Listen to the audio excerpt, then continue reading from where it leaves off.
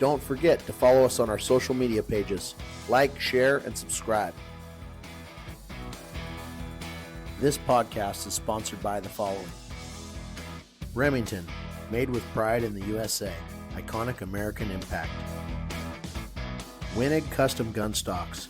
Head on down for your custom fitting. Remember, winners shoot Wenig. Shot Tracker, like having a coach on your barrel. For more info, go to takeaimtech.com. Life is too short to miss. RM Shooting Clinics, helping shooters from coast to coast. Have Ricky take your game to the next level. Zach Nannini at Northwestern Mutual. Trusted advice from someone you know. We believe in putting people first. Other supporters for Trap Talk. The Nevada State Trapshooting Association. Don't miss their 75th annual state shoot this October in Las Vegas. The NSTA puts on some great shoots, and they're going big for this year's state. Go to nvtrap.com to check out their program and all other shoots as well. The Utah State Trapshooting Association would like to invite you to the 109th annual state shoot this June 21st to the 25th at the Vernal Rod and Gun Club. Vernal holds the Western Grand, among other great shoots, and throws a world-class target. RV camping and fun side events make this a state shoot that you don't want to miss. More info at utahtrap.com. Welcome to another episode of Trap Talk. I'm Zach Nannini, your host, and I've got co-host Richard Marshall Jr. coming to us live from Vernal, Utah. Thanks for being here today, Ricky. Absolutely. Good to see you, Zach. It's been a minute. I mean, we get to see each other every week on this, but we don't get to see each other in person. That's not as fun.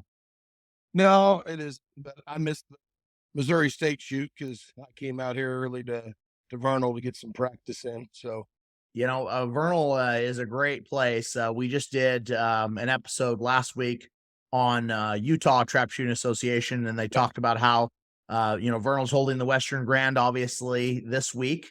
Yep. And how they're going to hold the state shoot coming up in June. I believe the dates are the 21st through the 25th, and they flip-flop every year between Spanish Fort and Vernal. So that's going to be a good time. Did you do it? It's the 22nd through the 28th, I believe. Okay. So I'm just spitballing off my brain, so it's better when you Google and get. That's why I've always got my fact checker, Ricky Marshall. He just goes in and makes sure everything's right. So, gotta be truthful. So Rick, you do anything fun in Vernal so far, or no? No, I mean, just the usual, hanging out, shooting a little bit of practice. We left Friday. That's why we missed the Missouri State shoot. We always come out early here and kind of have a little vacation. And we were going to go fly fishing, but the rivers are pretty flooded. The snow melt pretty extreme. And so we didn't get a chance to do that. But we just kind of hung out and, at the gun club here and shot some practice the last few days, me and my boy Tyler. So, and then my buddy Dave Manso, which is here. He's been here about the same time. We've all been shooting a little practice and doing a little teaching. So today, the reason we wanted to make this episode is we've gotten a lot of people emailing in asking for what they really love about Trap Talk. And the one thing we've been hearing a lot is, they want some more technical information. They want more, mental information as far as where the brain of Ricky Marshall and other top shooters is when they're shooting.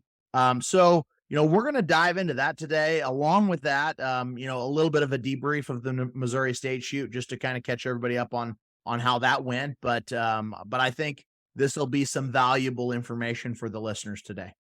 Yep. Yeah. And so with that, we had Missouri last week.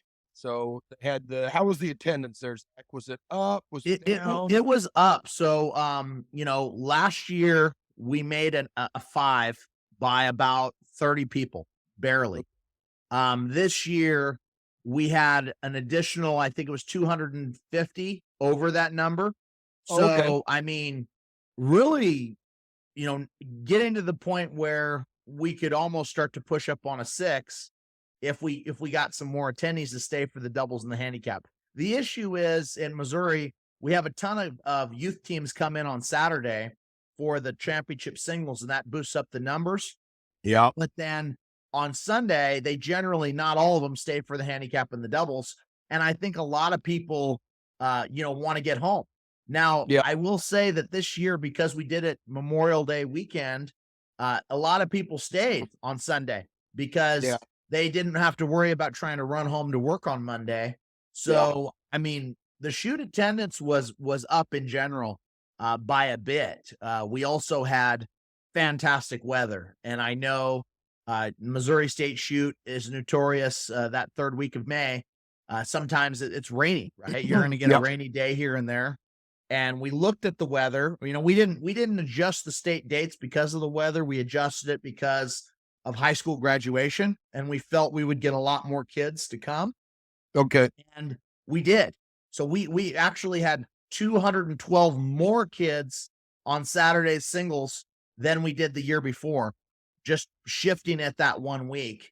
And basically all of our other numbers held pretty strong. So obviously there's a lot to think about. It's hard to put it up against, right up to Vernal, right up to these other things. But for the people that are going to the US Open, like myself and Dagan and a few others, it just goes Missouri US Open, which makes it a little bit of an easier traveling path.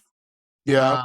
But obviously if you're going to Vernal, that week in between is going to make a big difference, because it's, going all the way to Missouri and then whipping back and going all the way back to Vernal is kind of a long drive, especially for us over here in the, Missouri, Nebraska area. So, well, Justin will be here in probably 3 hours. I mean, he didn't have a problem. I understand. Yeah, the truck driver goes everywhere.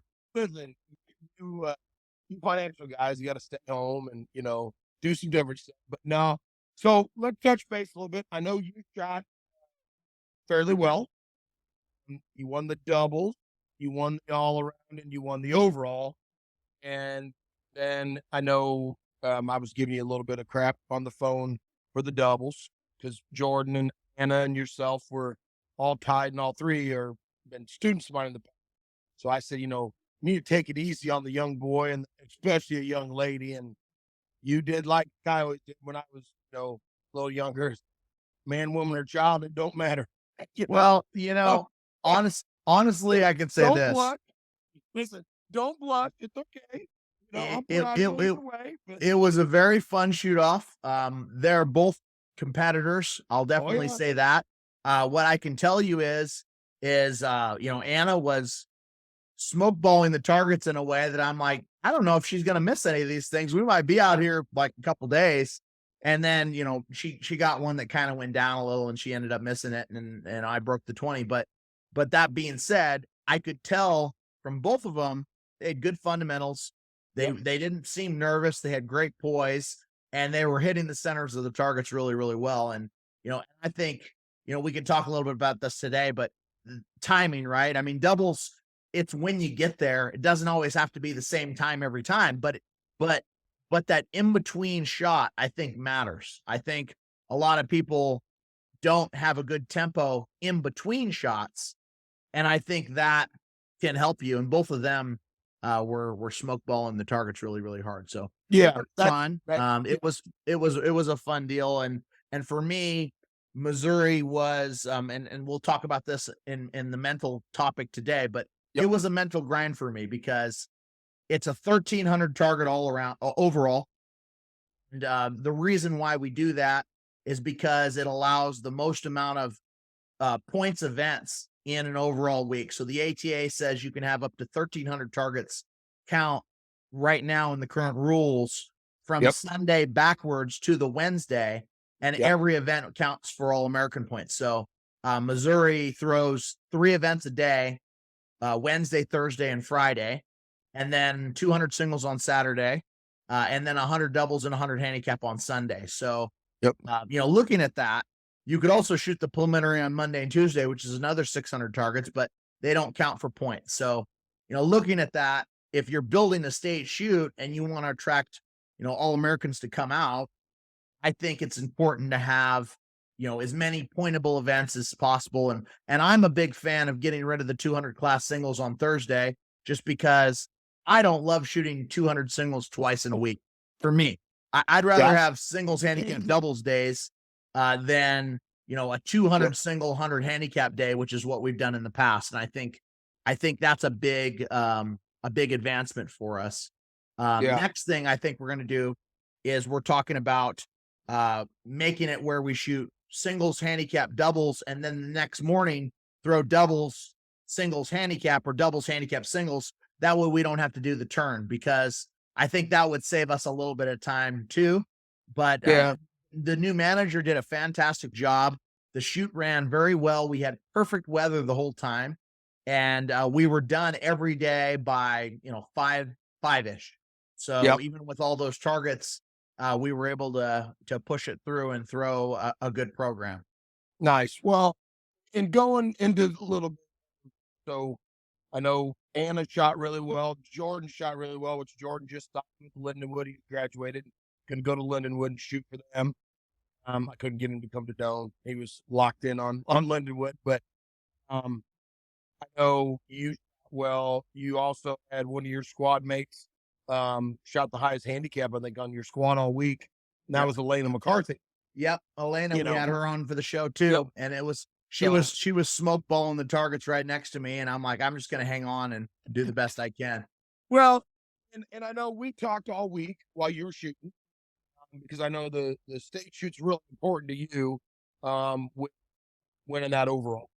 Okay, and I always give you a little bit of crap every now and then that, you know, you're kind of giving up on it, and I know you missed the last target one day in the singles for a 99. Yeah. Then you missed some late targets a couple other times. Could have cost you, you know, because I know at the end it was you and Hunter's rule, and I think you were up one, if I'm not mistaken, going into Sunday, and then you struggled a little bit with doubles, so you gained a little bit more, and then your handicap, you do, what'd you break, 95 in the handicap, I think? Yeah, Sunday? yeah. So you know, to think about it, and I think this segues into our topic perfectly, then the mental game. Exactly. You know, what was going on in my head, and I think this happens a lot, and we have to catch ourselves, is, you know, you start a week, and I think it happens especially for me during like the state shoot and the Grand America. It doesn't really happen as much when I'm shooting in other states, because I don't care as much when I'm shooting an out-of-state shoot. I think the pressure's a little bit off because you're not expected to win. But I think in your state shoot, there's kind of a expectation that if you're one of the better shooters, you're going to try to win it, right? So going into that overall, and it happened to be my birthday, Wednesday was my 32nd, and so we started the overall. And the first day out, I shot 99, 91, 99, which wasn't bad, but I start thinking in terms of, I need to get as much as I can to stay ahead of this overall. And I'm thinking overall on Wednesday and Thursday, when honestly, you shouldn't even think overall until it's over, right?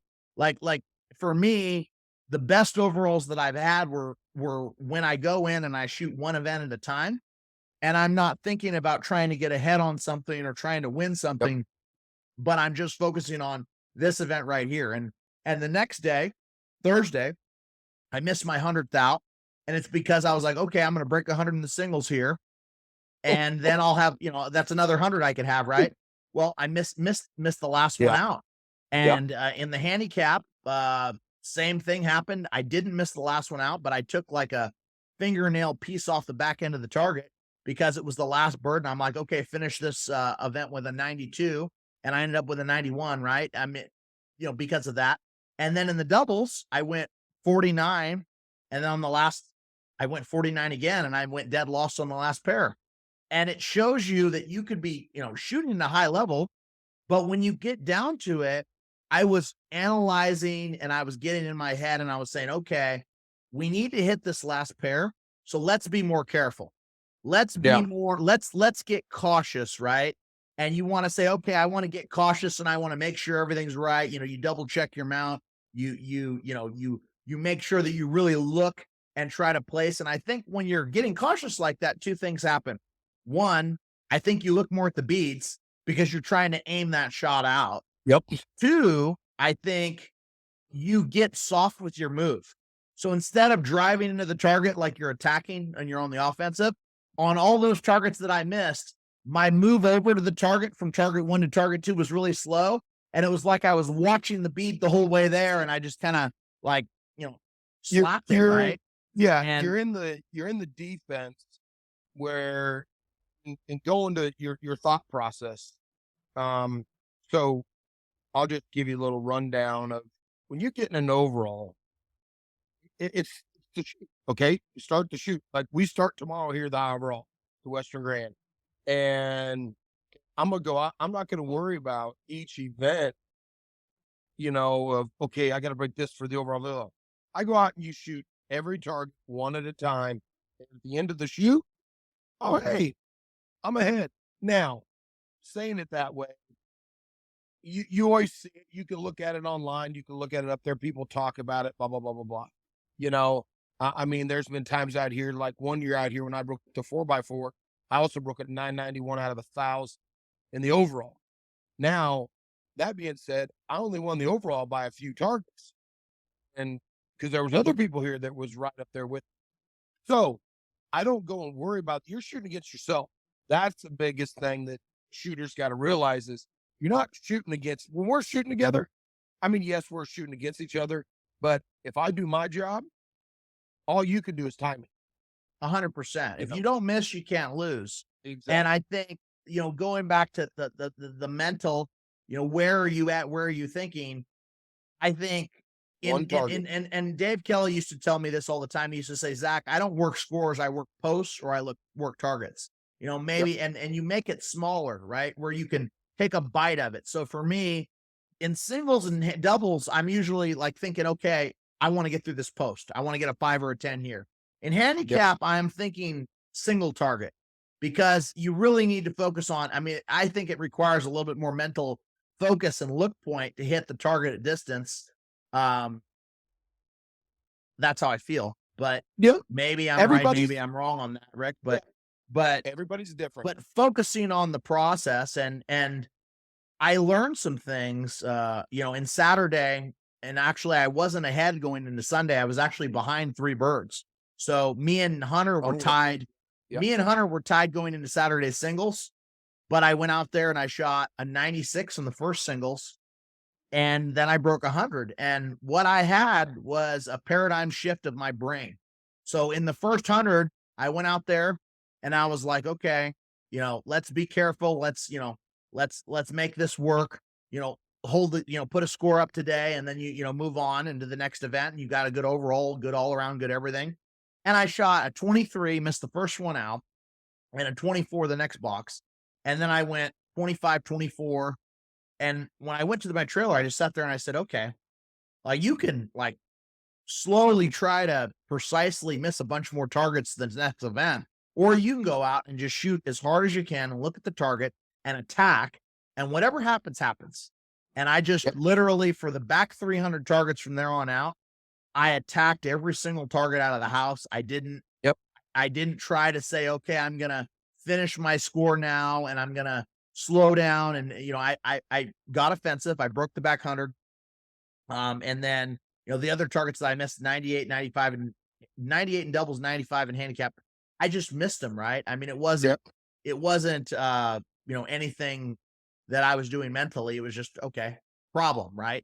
But on Sunday, I did not think once about overall and all around because I knew Hunter was ahead by 3. So I was going to need to win events or come close to winning events to be able to make up that kind of ground.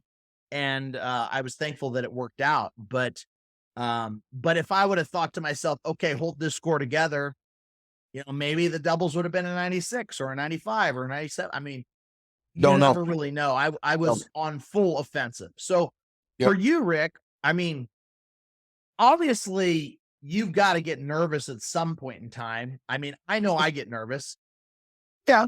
What are you doing when you're at the Grand America and you're closing out on a ring for the overall, the all around, the championship, the clay target? Like, what are you, what's going on? I've never won that. I haven't won that event yet. I'd like to, even though but you broke it, right? You broke it. So knowing that you runner up 4 or 5 times. So going into those high pressure situations, because I think for me, I shoot better when it's not as important. Like if I'm going to a shoot that doesn't matter, I'll shoot great versus if I go to the Grand, I'm thinking Grand ring, Your right? key. Yeah. Well, and that's what a lot of people make. Even top shooters do now. Talk about getting nervous. As a young kid, I was fortunate. I got to shoot with Frank Hoppy. He was my coach and mentor. Probably one of the greatest instructors of all time, in my opinion. And I traveled with Frank for years, all the way up till he passed away even. And then I was also fortunate, as you know, shoot a lot with Leo, travel with him too with Frank, and meet other people. Now going back, and I think we touched base on this in one of the episodes, but Britt Robinson, I was fortunate. I got to shoot with Britt when I was 17 years old at the Grand American. And Britt could shoot a right angle off the 27-yard line, like 5 feet out of the house. And it was just amazing. Yeah, I was just like, whoa. And that year, I shot the prelims, but that year at the Grand, the main week, he won the Grand American Handicap. So it's kind of cool, I went up to him and I was like, Mr. Robinson, he's like, we shot together. You can call me Britt, but I congratulated him, and he's like, oh, thank you so much, But I asked Britt, I said, you get nervous, blah blah blah, or I said, actually, back this up, I said, you don't get nervous, do you? And he looked at me dead in the eyes, Zach, and he said, son, let me tell you, if you don't get nervous, you don't get butterflies, your hands don't get sweaty, quit. And I said, what? And he goes, you got to learn to control that. So that's the one thing. I'll get out there and I'll get in shoot offs, or when I'm shooting a now, when I first started, I would get real nervous at times, especially breaking like a big handicap score. My first 100 straight I broke was June 28th of 1998. So I was inducted in the Nebraska Hall of Fame that night. That's why I know that date. I could have kick-started a Harley. My right foot, I was shaking so bad. My right leg was on the last 5. Yeah. And I was just like, now, how I got through that? Britt told me that he broke 4 or 5 99s and missed the last target. And I just kept telling myself, one target at a time. I got down and I told myself, don't do what Britt did. And I broke the target, broke my 100. Now, breaking the second one, the third one, all the way up, blah, blah, blah. You still get nervous. You control it. When I break, last year at the Cardinal Classic, I had 3 99s, I think, in the handicaps there. Was I nervous on some? Absolutely. But it's controlling it. And that's so when we talk about that controlling, when you're getting to the point where you're like, okay, I'm 90 straight, I've got 10 to go for a 99 or 100 in a handicap. This is $5,000-$10,000 on the line and everything else. What is it breathing? Is it talking to yourself? I tell myself, mama needs a new pair of shoes. Mom, Papa need biscuit money. Mama didn't eat, and I eat pretty well. But no, it's a self-talk. It's, like here, Vernal, one of my favorite clubs of all time. Not just because I did break the 4x4 here, but it's a great time out here, as you know. Yeah. Our good buddy Dave Kelly's supposed to be here. Hopefully he'll show up. He'll be there. Yeah. But it's a fun time. Jerry Parr's here. We're going to be playing some hearts today, probably. But I come out here, and when I broke that 400, I talk to myself every target, one target at a time, not thinking about breaking 400, but one target at a time. When I'm breaking 100 straight singles, you're more, you kind of let your mind go numb. You just, okay, you got to see the target, but pay attention. Watch what the target's doing. That's what a lot of people don't do. Like yesterday, we're practicing. It was pretty windy, and I hadn't shot any doubles since the autumn. Well, in trap, we've been shot sporting clays in Dubai. I've shot a lot of sporting, not much trap so far. And I just went out. I'm like, shoot them where they're at. That's how you should shoot, as you know. So you go in, and everybody's mind works different. So it doesn't always work for everybody. But I use a catchphrase: see the target. I get that gun just coming up, and just getting ready to mount. I tell myself, see the target. So what's the last thing in my head?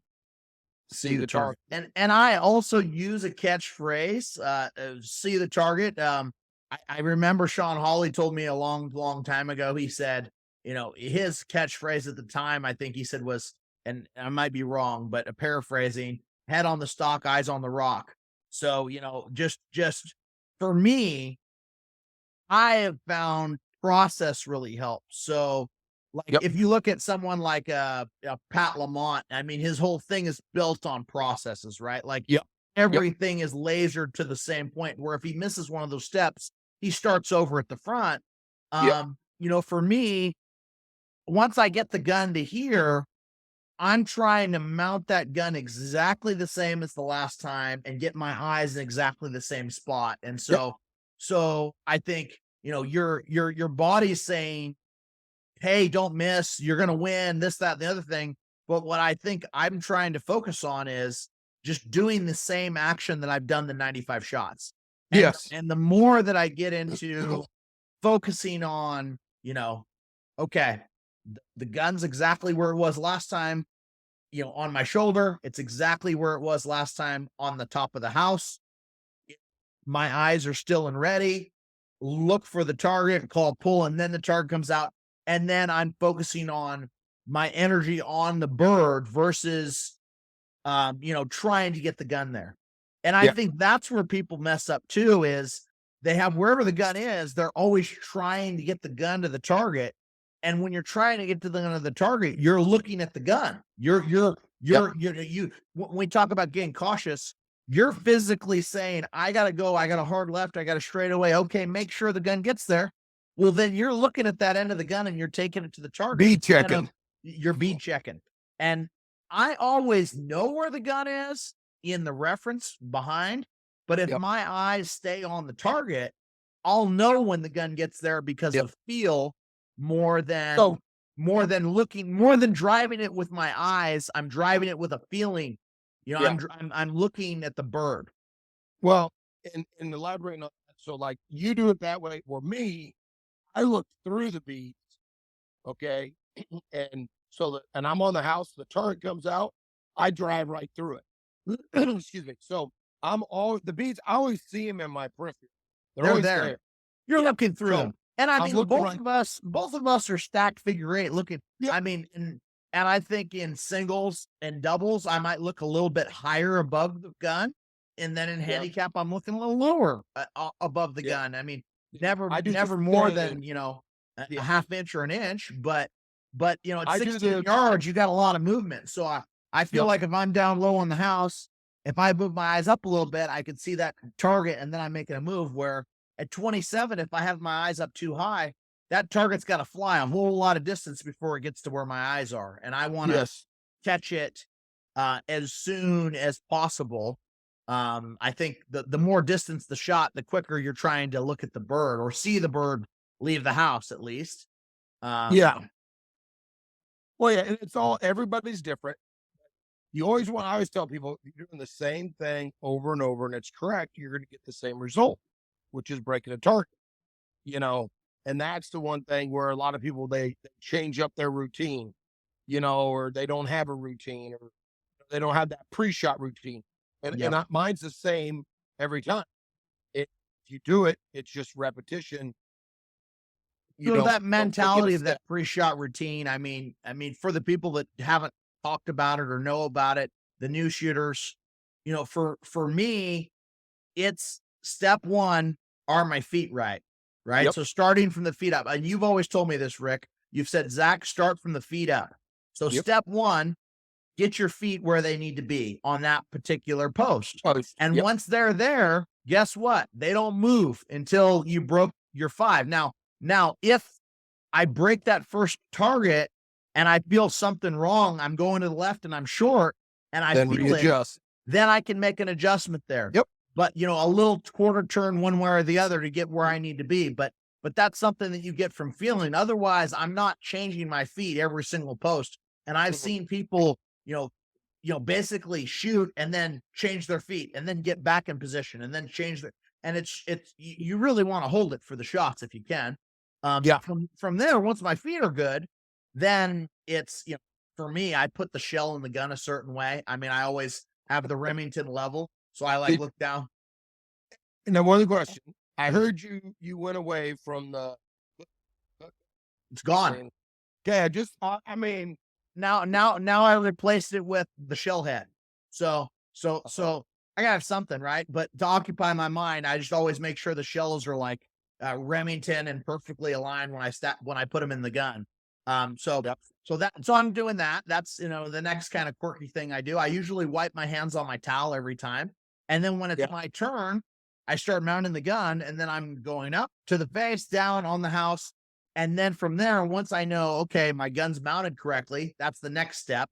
Because if it's not mounted correctly, I start over, right? We unmount the gun, and I've seen you do it, Rick, where Oh you're yeah. like, I don't hit the pocket. Let's redo that. And then right before you call pull, it's the checking of the eyes. Where are our Yep. eyes in relationship? What's our vision? Are we soft focus, hard focus? Where around the gun based on the light conditions, and then calling pull. And then from the time I call pull, the only thing I'm thinking about is where is the bird? I mean, I really feel like if you put all of your energy on looking at the target at that point in time, good things are going to happen, and less energy on where's my gun, right? Okay. So with you put all your energy on one target. So, and that's the correct thing to do. You know, you don't want to look 5 targets ahead or 10 targets ahead or 20 targets ahead. You know, you want to be each target. You can't look at One at a time. anything happen. Yeah, it's always one at a time. And that's my biggest thing I've told everybody is one target at a time. Now, Dave Kelly used to tell me this, and I don't know if you agree with this or not. I feel this happens to me a lot, but we talk about slowing down the moment, and that was Dave's not words, not mine. But let's say you're going in the last 5 of the Grand America handicap and you're straight or something like that. A lot Yep. of times your heart rate is going up and up and up and up. And it's almost like your speed is going up and up. You're either going to go one of two ways. You're going to go really, really slow and really, really careful and mess it up. Or you're going to go the other end of the extreme where you're just revving up, revving up, revving up, revving up. You're mounting the gun faster. You're trying to get through the last 5 shots and you're trying to finish. Dave always used to tell me, Zach, you want to slow down and enjoy the minute and just kind of finish those with poise. You want to do them the same way you did before, but Yep. if you got a negative thought, if you're like, oh man, I'm going to miss this one, or, oh, crap, don't screw this up. You have to, I feel like you have to deal with that before you throw the gun up. Do you agree? Yes. Yeah. It's one target at a time. You got to be smooth. You go, everything should be the same at the end as it was at the beginning. You don't try to revert away or change anything. When you start changing things, that's when it gets bad. And that's the mental game, because people talk about, well, what's the mental game? Well, the mental game is keeping it consistent all the way through the event, right? I mean, it's not changing anything if it's working. And I think, people get nervous and then they start, without even recognizing, they go either too fast or they go too slow. But that's not what got them there, right? Exactly. Yeah. It's one target at a time. Think about that target and that target only. Just be smooth. That's the biggest thing people don't do is they're not smooth. They get down to the end and they're trying to they want it to be over before it's over. Yeah. Or like I did when I missed that 100 target in singles the other day. I thought it was done before it was done. I was already kind of checking myself off the line. Okay, write down another 100 on the sheet, and it don't work that way. You've got to run every target down to get it. And when you said shoot every one target, that reminded me of something that I heard Leo say one time. And I said, Leo, how do you shoot the double so good? And he said, well, I shoot the first one first and the second one second. And I'm like, I at the time I thought he was just kind of being a smart aleck. The first one first, second one second. I'm like, that doesn't make any sense. But then over time I started thinking about it, and what he meant was he shoots the first target with 100% energy before he looks at the second target. He's not even thinking about that second target until after he's pulled the trigger.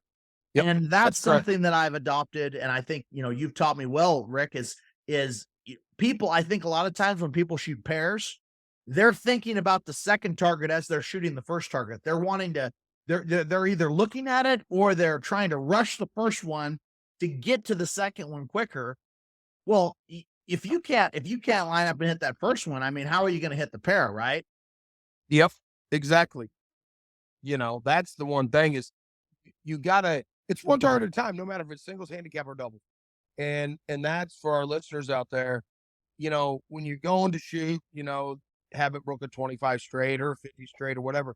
In order to break a 25 straight, one target at a time. The first one, then the second one, then the third one, then the fourth, fifth, so on. Now, you get to 10, 15 straight, you're like, I'm going to break 25. That's fine to tell yourself that, but you got to keep that in the back of the mind. You can't let that at the front. If you haven't done it yet, you're probably going to mess it up a few times, right? Oh, absolutely. But that's part of it. And messing it up is going to get you through it next time. One thing that helped me a lot when I was newer is I always said, well, the odds are I could probably miss the last one. So I need to run the first 24. So I give myself a chance to run a 25, right? Like I used to play games with myself that way and say, well, I might, especially in handicaps, because I wanted punches. And I said, heck, I need to get a 96 to punch today. I better off just breaking the first 96 birds. Then I got my punch, right? Yeah. And then from there out, I can miss 4 out and still get it. But that mentality, when I did that, I say, hey, I could, if I want to hit a 98 handicap, I want to hit the first 98. Because at least then I got it. And then I can build from there. And then once you get to that target, you've got to shift that mindset. Okay, those are already broken. Now just break this one more. Just break this one more to put the icing on the cake. And I feel that that's a helpful thought sometimes also. Oh, absolutely. It's and like I said, everybody's different, and everybody's got to kind of find their own mental game. There's some people out there that they really have to work hard at it. There's some that don't. As a young kid growing up shooting, if I wanted to continue to shoot, I had to win. So it was one of those. I wanted to shoot. So what are you going to do? You want to win. That makes sense. That makes all the sense in the world. And it is different based on what you're got, either financially going or for points or for whatever reason. Parent might be like, hey, you got to win these to get to the next shoot or whatever. But everybody's got their own difficulties and their own crosses to bear in this game. And everybody gets nervous at different levels. Yeah. Oh, yeah, absolutely. And you just got to work with yourself and that self-talk. That's one of the things is, people are like, what are you doing out there? As we shoot together, we joke around in between shots sometimes. And, the only time you got to be concentrating 100% is when it's your shot. But and I think there's things that you can do like breathing techniques and positive self-talk. Like, I've heard people walk to the line and they're, oh crap, we got to shoot handicap, or oh crap, we got to shoot singles, or oh crap, we got to shoot doubles, right? And people wonder, okay, well, what's positive? What's mental, positive mental thinking? Well, you have to be excited to go to every event you shoot. That's step one, right?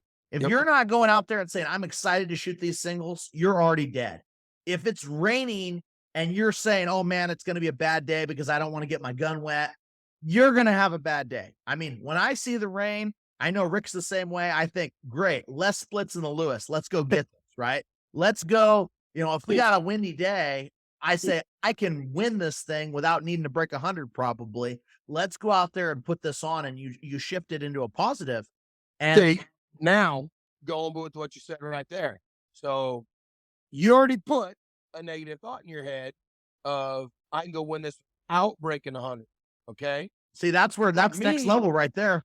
Where me, I go, oh, win today. I'm going to go break 100. And they're going to be like, whoa. That's what you want to do. You want to self-talk yourself. You never want to put any little negative thought I always say, and a lot of my students out there that listen know when I say you got the angel on one shoulder and you got the devil on the other. Your angel's your conscious mind. The devil's your subconscious mind. That's your enemy in this game, is your subconscious mind. That's the one that's telling you, oh, you're going to get a left angle and you're going to miss.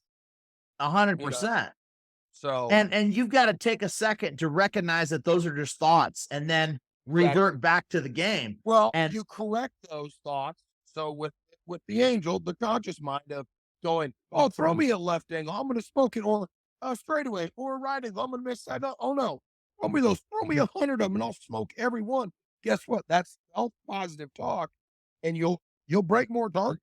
100%. You have to be in your own mind, telling yourself you're going to win, you're going to do well, you're going to hit the targets, you have to Absolutely. believe that. And if you don't believe that, then things are going to suffer. Now, to kind of go down that road, because the last thing I want is to create, 1,000 trap shooters that are all, cocky as crap walking around the gun club. Like at the end of the day, like you have to believe, but I also think you have to have humbleness because Absolutely. you're not, you can't just walk in with your buddies and be like, "Oh, I'm going to kick all your guys' butts today," and expect to have, your friends, right? I mean, it's. I think you got to know your audience, but I feel like some people, they're really good at that positive self-talk, but then they're really bad at the crap talking, right? They're just always saying something to other people, trying to get in other people's heads, trying to mess with other people, and the reality is. Are we talking about Rich Bullard here? Or? No, and with our squad, it's encouraged, right? Like we love it, but for I'd say especially for younger shooters, they might be doing really well, but then you have to understand that trap shooting is a long journey, it's a long road, and just because you're doing well right now, there's bumps, there's peaks and valleys, right? So I have always thought to myself, hey, I might have been the winner today, but that doesn't take anything away from Ricky Marshall, right? Like, or like, and you've probably had it where you had a day where you obviously beat Leo Harrison. That doesn't take anything away from Leo Harrison. That doesn't say Ricky Marshall is better than Leo Harrison now, like just because and I think people get that in their head. Yeah, no, and that's one of the deals, I was fortunate, like I said before, shot a lot with Frank, shot a lot with Leo. I've always had the attitude as, if you're high on the squad, you got a chance to win the event. Bingo. And that was kind of the deal that, Frank and Leo had always taught me, you stay with it. We got a good squad rolling. Oh, we might win these events here. And I know, we just had Memorial Day, yesterday and shout out to all our soldiers, present and past, thanks for their service. So we could do what we can do. But someone shared a post that I had posted several years ago of myself and Leo on the cover at the Great Lakes Grand. Yep, I seen flag, and that shoot, Leo and I won every championship event at that shoot. Leo broke 100 in the handicap in a torrential downpour. Now, I broke like a 91. We ended up tied in the overall. Jesus. I was leading. We were tied in the overall. I won the doubles outright. End up because that was the last event that year, and it was quite funny. Leo, we were supposed to shoot off. A bad storm came in, and Leo had to go buy shoes. Carla wanted to go buy shoes. Oh, they had to leave. And I never would flip for an overall. I always wanted to shoot those off, but someone said, "Man, you beat Leo." Well, we tied. Yeah. Well, yeah. I mean, does that make me better than? Absolutely not. Now for that event, yeah, I won. At the end of the day, we're all the same. Everybody puts their pants on one leg at a time.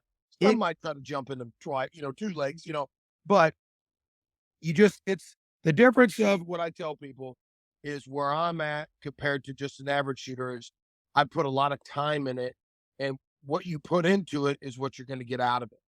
The more time, the more repetitions, the more situations, like you talked about, trying to be first on your squad. Okay, who am I shooting with?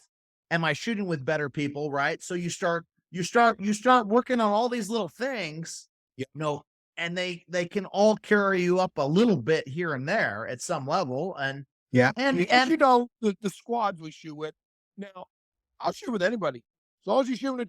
It's your turn. I don't care. I just want to have a good time because having fun. That's my number one rule. That's why I always make the squad. I'm filler material. No, we have a great time. We do, all of us. I mean, enjoy each other's company. We shoot good. We have a good time. If we shoot bad, what do? We have We fun. go have dinner, have a few drinks, play some cards, whatever. There's always another event. 100%. So I'm glad we got to talk about this stuff today. I felt like it was a good decompression of the last week's Yep. events and kind of getting it in my mind because I mean, now moving forward, what do we focus on to do better? Because I think everyone's trying to do a little bit better regardless of Yep. what level they're at. And that's Absolutely. one Yeah, thing you that I've should. seen is people that listen to our podcast, most of them are looking for little tidbits of gold that they can take out there and they can integrate into their game. So In their game. hopefully Yep. there was a couple little sprinkles that we could give you today that you could utilize. Is there anything else we're missing, Ricky? Is there You anything? know, I think for this episode, I think we're good. I will say to our listeners out there, send in some more questions. If there's specific questions, send them in. We can do an episode on like, Larry from wherever said this, Jim from ask this question. We're more than happy to do that and try to help out for the. I know I've been getting a lot of calls for people to do lessons and stuff, and I need to return some calls. I've been super busy with teaching. I haven't even had a chance to shoot. So send in those questions and we'll be more than happy to answer them in any way we can. Yeah, the Facebook page, Instagram page, we check that pretty regularly. I'm usually trying to respond to everything, either me or Chris, and stay on top of it. And we appreciate everyone listening and staying supportive and loving the show as much as they do. So far, we've heard a lot of good feedback. So, with that being said, I'm going to the U.S. Open this week. Yep. Ricky's in Vernal, Utah. Then we've got some more traveling, a lot of shooting ahead in the summer. So we're going to keep things interesting with some different topics and some different guests and get us through. So I appreciate your time today, Ricky, and I wish you a great shoot at Vernal. And we will see you soon. Before I get out of here, I want to thank our sponsors, Remington, Wenig Stockworks, Shot Tracker, RM Shooting Clinics, the one and only. Thanks for the help on those doubles. It helped me out in Missouri. Yeah. And your one and only Zach Nannini, your host. If you need a financial advisor, I'm your guy. So hope you have a great week, Rick. Thanks for doing this. Absolutely, bud. You too. Good luck at the U.S. Open.